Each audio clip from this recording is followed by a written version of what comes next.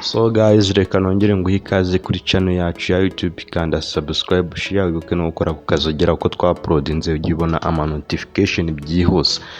Uyu munsi naguteguriye inkuru ibabaje abantu benshi bakundaga filime nyarwanda, aho umusore w'imyaka 28 yasambanyije umwana w'imyaka 14 ku ngufu batanabigambiriyeho. Umusore wacu bita Bamenya wagaragaye muri filime bita Bamenya Serious akinana na ba Bijou, akaba yaratangiye gukina filime 2012, akaba yarageze muri 2022 amaze kubaka urukuta rukomeye cyane muri filime. Kanguha ikaze ubundi uze ngusobanurire uko ibintu byose byatangiye step by step, gatanu kuri gatanu, ntujye kure ya mudasobwa yawe.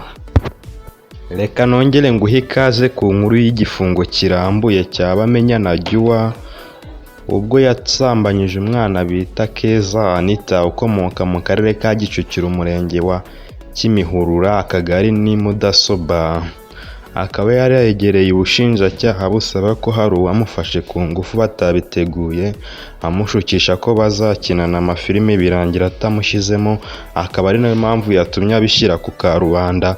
Uyu mukobwa bita Keza Anita akaba yari yahereye kera bihisha ababyeyi babo, avuga ko uwamufashe ku ngufu yamufashe ninjoro atigeze anamenya uwo ari we.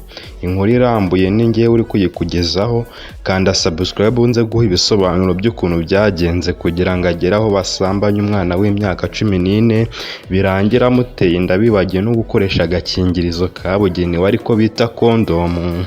Mu makuru y'ibanga yabashije gusohoka asohowe na Keza Anita bitashobotse ko tubanza kuyabumvisha kuri channel yacu ya YouTube, yagize ati yahereye kera nshukisha utuntu n'utundi, dore ko naniga Minerval kimwe cya kabiri ari wagitangaga bitewe n'ubushobozi mu rugo batari bafite.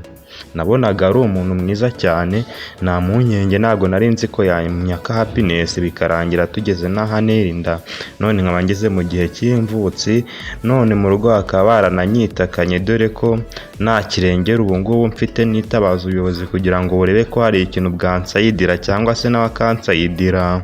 Anita ari we watewe inda n'umusore bita Bamenya na Jua, yaganiriye n'umunyamakuru mu ibanga, aho agira ati nanze kubishyira hanze nka kuri uyu mugore wa Ndimbati yabikoze, ati ntabwo nari nzi ko byamukururamo igifungo, none nkaba mbona bagiye kumufunga atanamfashije kurera uyu mwana tugiye kubyara.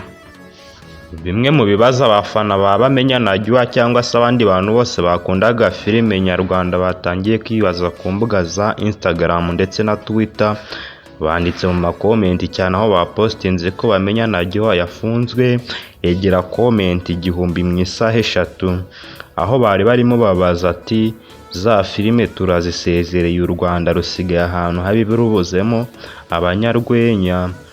Bamenya rero na Ndimbati bakaba bari muri bamwe bagize sinema nyarwanda, bakaba bagiye kuba bari muri gereza. Aho rero ni ibibazo n'ibijuje bikomeje gutera abafana ba filime nyarwanda mu bibazo bibabaje cyane. Natwe nk'abanyamakuru twababaye, Bamenya twamukundaga cyane.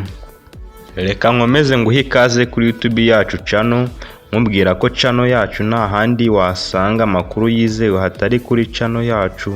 Icyo usabwa ni ugukanda subscribe no kukazogera, ukazajya ukurikira amakuru yacu step by step, gatanu kuri gatanu. Dukunda abantu bacu, niyo mpamvu tugerageza kubaha amakuru uko tuyamenye kandi byihuse. Nkomeza rero nguhe inkuru irambuye kuri Bamenya na Jua, aho babaye bamufungiye mu rugo by'agateganyo bitewe n'iyi nama ya Cogam, akaba azagemurwa imageragere nyuma y'uko Cogam ivuyemo, akaba agiye kuba ari mu gifungo cy'iminsi 30, ntabwo baramukatira. Ariko umushinjacyaha wa RIB ya Nyarugenge yabashije kuvuga kuko Bamenya nta kuburana kuko nawe ibyaha byiyemerera, keretse wenda ababyeyi b'umukobwa n'ababyeyi ba Bamenya bifatanyije na famiye yose bakajya kumusabira imbabazi ku gifungo bari kuzamuha, bakareba ko bakaturaho mikeya. Nkomeze nguhe ikaze kuri YouTube yacu channel, nta n'ahandi wasanga amakuru y'ibyamamare mu Rwanda atari kuri YouTube channel.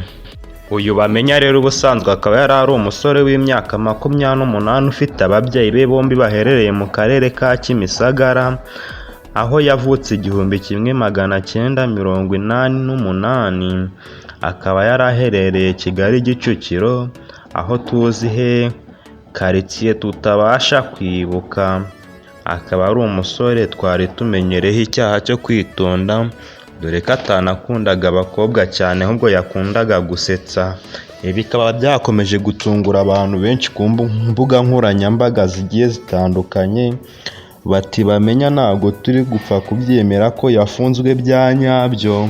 Natwe rero nk'abanyamakuru niyo mpamvu tuba tuguhaye iyi nkuru byihuse, byemere cyangwa ubyange, inkuru yabaye impamo. Umusore wacu rero bita Bamenya Najua, tukaba dusoreje inkuru ye hano, tukaba tuzagenda ibindi kugenda tubibamenyesha uko bwije n'uko bukeye.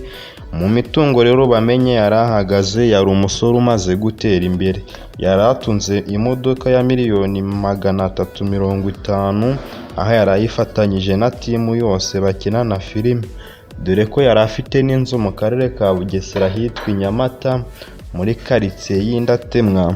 Akaba yari ahafite inzu ihagaze miliyoni 230, akaba yari amaze kwagura n'umushinga w'ikigo bita foundation cyarihiraga Gardienne yigamo abanyeshuri 350, giherereye Kacyiru.